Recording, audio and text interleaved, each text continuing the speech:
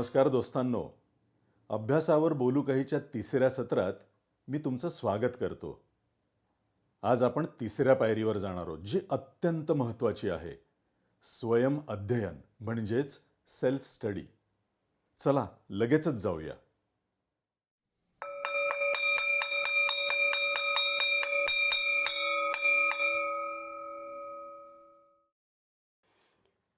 अभ्यासाची पंचपदी किंवा अभ्यासाच्या 5 पायऱ्या यापैकी पहिल्या 2 पायऱ्यांचा आपण अभ्यास केला. त्यापैकी पहिली पायरी होती विषयाचं पूर्वज्ञान आणि दुसरी पायरी होती वर्गातलं शिकणं. आज आपण तिसऱ्या पायरीकडे जाणार आहोत. त्याचं नाव आहे स्वयं अध्ययन किंवा अभ्यास कसा करावा. मित्रांनो, ही सगळ्यात महत्त्वाची पायरी आहे किंवा आपल्या सगळ्या बोलण्याचा विषय हा याच पायरी संबंधी आहे. मित्रांनो, वर्गातलं शिकणं हे जितकं महत्त्वाचं आहे त्यापेक्षा अधिक घरी केलेला अभ्यास जास्त महत्त्वाचा आहे. म्हणून या 2 पायऱ्यांचा एकमेकांशी असणारा संबंध लक्षात घ्या. जर आपण वर्गामध्ये चांगले शिकलोत, तो विषय आपल्याला चांगला समजला, तो विषय आपल्याला आवडला, त्यात कोणत्याही शंका राहिल्या नाहीत, तर आपला घरचा अभ्यास चांगला होतो. तेव्हा आपला विषय आहे स्वयं अध्ययन किंवा घरी करण्याचा अभ्यास. आज आपण या घरी करण्याच्या अभ्यासाच्या महत्त्वाच्या विषयांबद्दल बोलणार आहोत. त्यापैकी पहिला आणि महत्त्वाचा विषय आहे, मुद्दा आहे अभ्यासाचा समतोल. तुम्हाला प्रश्न पडेल, अभ्यासाचा समतोल म्हणजे काय? मित्रांनो, तुमच्यापैकी काही विद्यार्थी एखाद्या विषयाचा खूप अभ्यास करतात आणि एखाद्या विषयाकडे दुर्लक्ष होतं. असं अनेकांच्या बाबतीत होतं की तो गणितामध्ये पहिला येतो आणि इतिहास भूगोलामध्ये खूप मागे पडतो. हा अभ्यासाचा समतोल नाही. अभ्यासाचा समतोल याचा अर्थ सर्व विषयांचा अभ्यास करणं. मग त्यासाठी आपले आवडीचे विषय, नावडीचे विषय असे असू शकतात, तर ते आपण आपल्या मनातनं काढून टाकूया. मला सगळ्याच विषयांचा अभ्यास करायचा आहे, सगळेच विषय माझे आहेत, माझे आवडीचे आहेत, हे लक्षात घेऊया. मग त्यासाठी आपल्याला काय करावं लागेल? आपल्या आवडीच्या विषयांवर लक्ष केंद्रित करताना आपण जितका वेळ देतो त्यापेक्षा जास्त वेळ आपल्याला कमी आवडीच्या विषयांकडे द्यायला हवा. म्हणजे उदाहरणार्थ असं की मगाशी मी सांगितलं असं की गणितामध्ये पहिला येणारा मुलगा जर इतिहास भूगोलामध्ये कमी मार्क मिळवत असेल तर त्यानं काय केलं पाहिजे? त्यानं इतिहास आणि भूगोल या 2 विषयांकडे जास्त लक्ष दिलं पाहिजे. किंवा एखादा विद्यार्थी असा असतो की भाषा विषयांमध्ये तो खूप चांगला असतो आणि भाषा विषयांमध्ये मिळणारं पांडित्य, त्याच्याबद्दल त्याचं होणारं कौतुक, याबद्दल त्याला अभिमान असतो. पण त्याचवेळी विज्ञान आणि गणित याकडे त्याचं दुर्लक्ष होतं आणि मग तो मनाच्या कोपऱ्यामध्ये म्हणतो, नाही, हे माझे विषय नाहीतच. मित्रांनो, इथे सावधपणा आवश्यक आहे. कोणताही विषय आवडीचा, कोणताही विषय नावडीचा असं म्हणू नका. सर्व विषय माझे आहेत, सर्व विषय आवडीचे आहेत, कारण त्या विषयांमध्ये मला उत्तम मार्क्स मिळवायचे आहेत. आपलं ध्येय लक्षात ठेवा. सर्व विषयांमध्ये उत्तम मार्क्स मिळवणं हे आपलं ध्येय आहे आणि त्यासाठी आवश्यक आहे अभ्यासाचा समतोल. मित्रांनो, या अभ्यासाच्या समतोलाबद्दल महत्त्वाचा विषय सांगायचा म्हणजे आपल्याला काही गोष्टी मनाशी खूणगाठ म्हणून बांधल्या पाहिजेत. तुम्ही अभ्यास कसा करता? कमी मार्क्स मिळवणाऱ्या विषयाकडे जास्त लक्ष देणं, नावडत्या विषयाकडे जास्त लक्ष देणं, म्हणजे तो विषय, तो पाठ पुन्हा पुन्हा वाचणं, त्यातील खाचाखोचा लक्षात घेणं, त्यातील मुद्दे पुन्हा पुन्हा पाहणं, हे महत्त्वाचं आहे.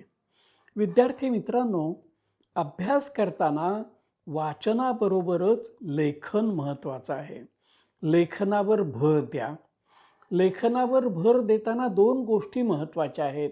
आपलं अक्षर चांगलं असलं पाहिजे आणि गतीनं लिहिताना सुद्धा आपलं अक्षर चांगलं असायला पाहिजे. मित्रांनो, आपली परीक्षा कशी असते? आपण ती परीक्षा लेखी देतो. आपल्या उत्तरपत्रिका आपण लिहून देतो.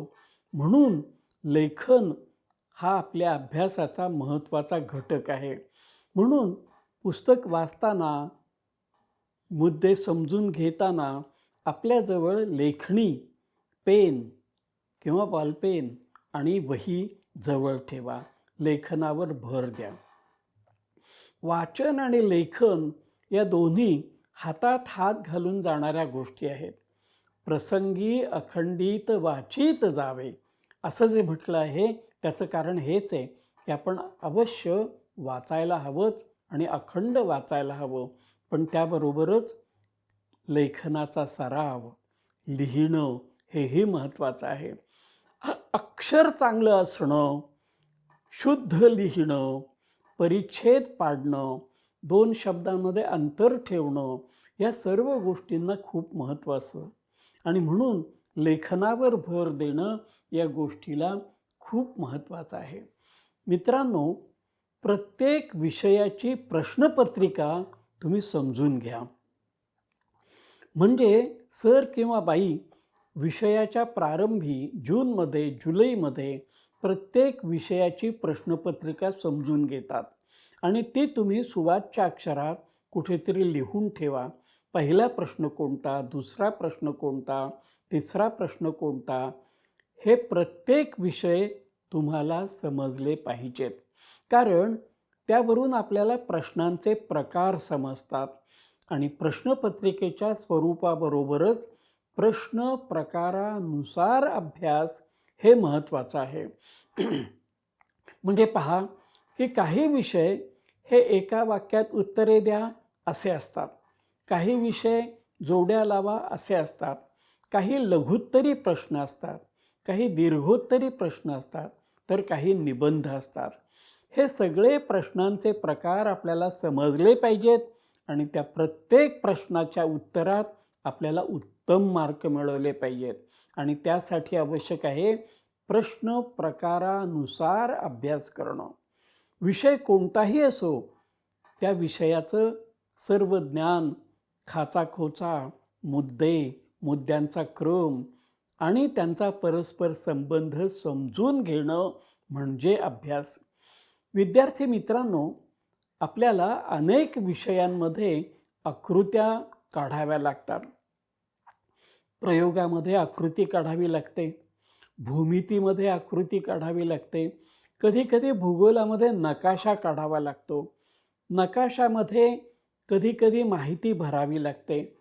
या सर्व गोष्टी अभ्यासाशी संबंधित आहेत आणि त्या आयत्या वेळी करण्याच्या गोष्टी नाहीत. म्हणून वाचन जसं महत्त्वाचं आहे तसं आकृत्यांचा सरावसुद्धा महत्त्वाचा आहे आणि म्हणून आकृत्यांचा सराव करताना आकृती स्पष्ट आली पाहिजे, आकृती शास्त्रीय असली पाहिजे, त्या आकृत्यांना कुठे कुठे नावं द्यायची आहेत का ते लक्षात घेतलं पाहिजे, आकृत्यांची प्रमाणबद्धता लक्षात घेतली पाहिजे. तेव्हा आकृत्यांचा सराव करणं त्या त्या विषयांप्रमाणे हा सुद्धा आपल्या अभ्यासाचा महत्त्वाचा भाग आहे.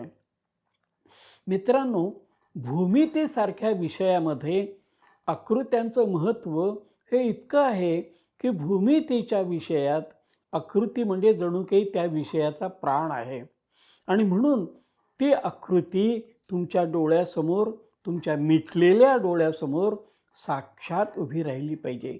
त्याच्या प्रमाणबद्धतेबरोबरच त्याच्या पाठीमागे असणारं प्रमेय, त्याच्या पाठीमागे असणारे सिद्धांत, त्याच्या पाठीमागे असणारी तत्व ही पण तुम्हाला समजली पाहिजेत.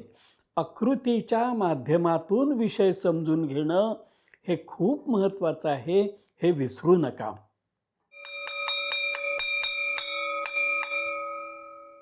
या तिसऱ्या पायरीतले काही भाग आज आपण सरांकडनं ऐकले, जसं की अभ्यासातील समतोल, लेखन, वाचन, प्रश्नपत्रिकेचं स्वरूप इत्यादी. ह्या बाबतीत बरीच माहिती सरांकडनं अजून आपल्याला घ्यायची आहे, कारण हा अत्यंत महत्त्वाचा विषय, महत्त्वाची पायरी आहे. तोपर्यंत आमचा चॅनल लाईक आणि सबस्क्राईब करा. तुमच्या मित्रमंडळींबरोबर शेअर करा. लवकरच भेटूया पुढच्या सत्रामध्ये.